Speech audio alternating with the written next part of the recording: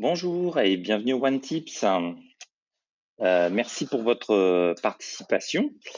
Euh, alors, juste, je m'excuse sur un petit point parce que la semaine dernière, j'avais précisé qu'on enchaînerait tout de suite avec la session numéro 2 de la catégorisation. Et en fait, je m'étais emballé sur notre programme où en fait, on avait décidé de faire une petite pause entre les deux. Donc aujourd'hui, on va parler de la partie gestion des éditions et on reviendra dans une session complémentaire sur la catégorisation. Je vais partager mon écran, hop, pour que tout le monde puisse le voir. On a quelques nouveaux aujourd'hui qui nous rejoignent. Donc, pour ceux qui connaissent pas forcément bien GoToMeeting, en fait, il y a dans votre onglet, en fait, il y a une petite zone de chat qui permet de dialoguer. Ce que je vous propose, c'est que dans le quart d'heure qu'on va avoir, on va avoir une zone de temps qui va être exclusivement un petit peu verbeuse de ma part. Et puis après, on ouvrira le débat pour ceux qui auront des questions beaucoup plus précises. Donc aujourd'hui, le thème d'aujourd'hui, c'est à quoi servent les éditions dans OneBase. Alors, on va aller directement dans notre base de test pour comprendre en fait ce qu'est une édition. Une édition est vraiment plus ou moins liée à une notion comment dire de gestion de contenu. Alors, j'ai un petit souci sur mon mot de passe. Hop. Ah, alors super. Alors, on va faire différemment. 2 petites secondes. Hop. Je vais prendre une autre base. J'ai un petit pépin technique que j'avais pas anticipé, c'est que mon système a été blacklisté. Donc, on va en prendre une autre. Alors, je vais prendre ma base. Hop.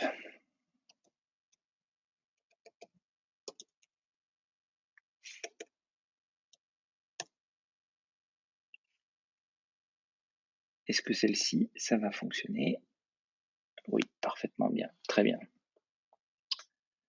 Voilà, excusez-moi, je reprends. Essentiellement, cette notion d'édition, c'est une notion qui est liée à la notion de catalogue. En fait, une édition, ça va être en fait la possibilité de sélectionner des références, c'est-à-dire que notre PIM, c'est l'ensemble du référentiel de nos articles que l'on peut commercialiser. Et en fait, l'édition, le concept édition, c'est une sorte de panier dans lequel on va choisir et sélectionner certaines références pour en faire justement une édition. Donc, on n'est pas obligé au sein de notre PIM d'exposer 100% des références sur l'ensemble des canaux. Il peut très bien y avoir, on imagine qu'on peut avoir 10 000 références à commercialiser auprès de nos clients. Peut-être que mettre les 10 000 sur un catalogue papier va nous avoir des contraintes financières qui vont être extrêmement fortes.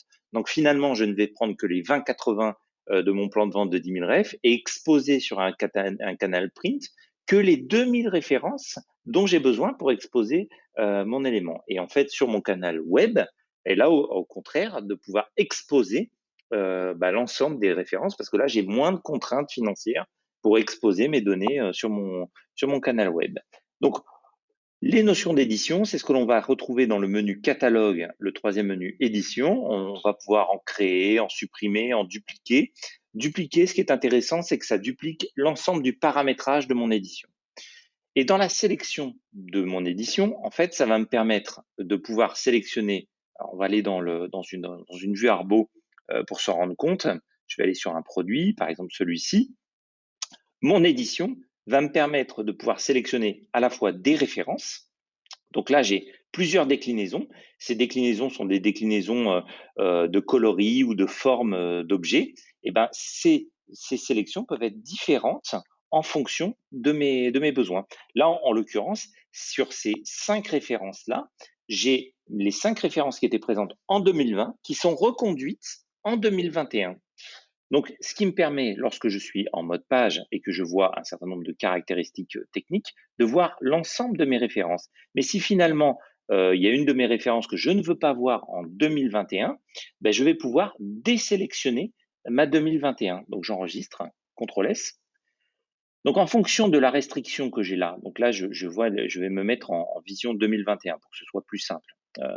Si je me mets en mode page, mais là, ce que je vais voir, c'est que finalement, je vais voir uniquement les références qui sont sélectionnées ou pas en fonction de 2021. Donc là, j'ai désélectionné 2021 pour que ça ne. Alors, pareil, il faut que je me mette bien correctement sur mes sélections, sinon ça va pas bien fonctionner.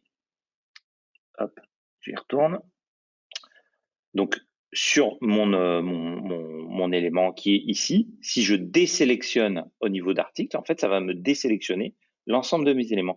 Donc, si je n'ai qu'une seule référence dans mon bloc produit, alors évidemment, sur ces éléments-là, ça va ne fonctionner que pour ça va désélectionner l'ensemble de mes articles. Je reviens ici, j'ai deux références, ici, deux références. Et si finalement je désélectionne une des deux références, je désélectionne celle-ci que j'enregistre, je vais revenir et je ne verrai plus qu'une seule référence et je vois en gris la seconde référence parce elle n'est pas sélectionnée à mon édition. Et c'est la même chose pour mes images. C'est que finalement, pour mes images, je vais avoir le même phénomène, c'est-à-dire que je peux sélectionner ou désélectionner des visuels. Donc là, par exemple, ce visuel-là était sélectionné en 2021, je le désélectionne, je me remets en mode page et je ne vais plus voir cette image-là.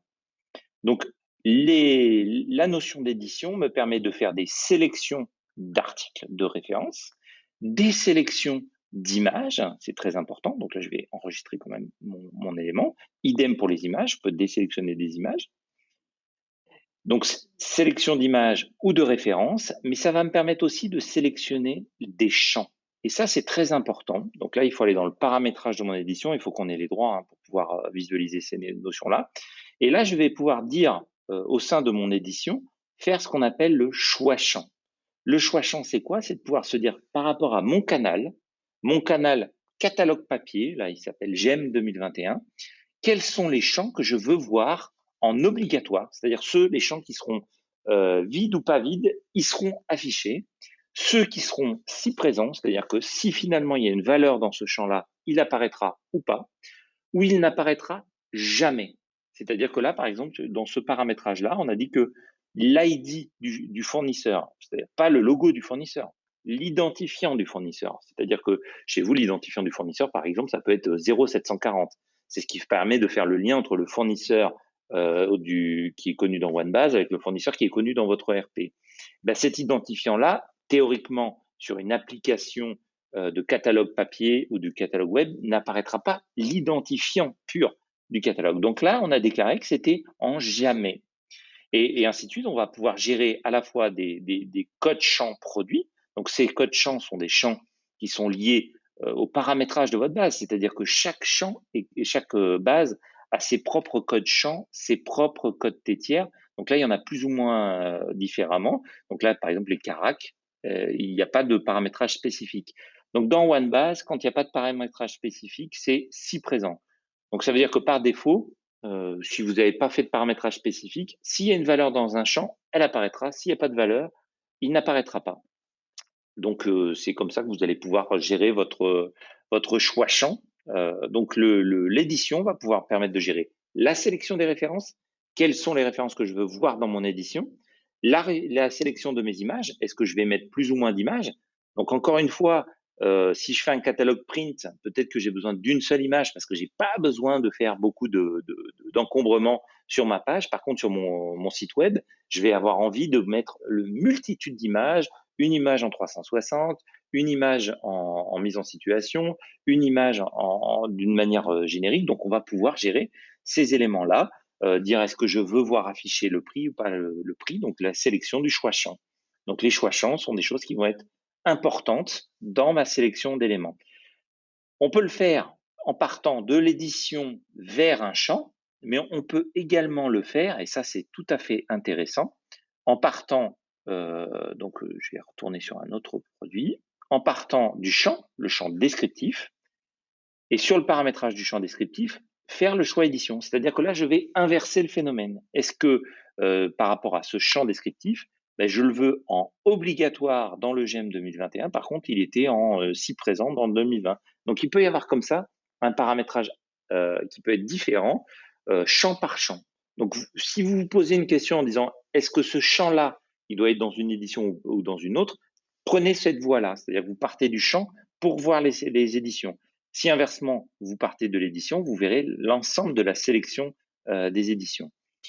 Ce qui est important de comprendre en fait dans cette notion de sélection d'édition, c'est que finalement, quand on va dans le paramétrage de notre sélection, on a une synthèse dans la sélection et dans l'onglet Réinit qui va nous permettre de visualiser que finalement, sur l'ensemble de notre base, on a sélectionné les 656 références sur les 658. Quasiment tous les articles ont été sélectionnés. Quasiment tous les produits ont été sélectionnés. Quasiment tous les visuels ont été sélectionnés dans cette base-là. Mais c'est pas toujours le cas. C'est-à-dire que si on fait une promotion sur notre PIM, notre PIM il a 10 000 références, bah, peut-être dans notre promo on aura que 300 références. Et on va pouvoir assez rapidement, grâce à des fonctions avancées dans la réinitialisation, dupliquer ou recopier des éléments d'une sélection à une autre. Quand on est sur une sélection, quelle qu'elle soit, comme celle-ci, là, 2021, si je clique sur dupliquer, ça va à la fois dupliquer la sélection, dupliquer le paramétrage de mon édition, c'est-à-dire les paramétrages globaux, mais également la sélection des articles et également le choix champ. En fait, tout ce que j'ai paramétré pour 2021 va être reconduit pour 2022. Donc, comme dans toutes les organisations, hein, on a tous des fois des promos saisonnières qui sont un peu toujours les mêmes qui reviennent. Donc, si le travail, il est finalement de reprendre 80% de ma sélection édition pour en désélectionner 20% et recréer 20% de nouveautés, des fois, ça peut être une bonne astuce de dupliquer l'édition pour pouvoir la refaire. On va pouvoir dupliquer l'édition parce qu'on a des marchés locaux. La version espagnole de mon catalogue, étant donné que les normes parfois sur les produits sont différents, eh ben, on va avoir des sélections éditions qui vont être différentes. Ça peut être des sélections éditions par rapport à des marchés. Pour les paysagistes, la sélection de mes références va être différente que pour les services techniques d'une mairie.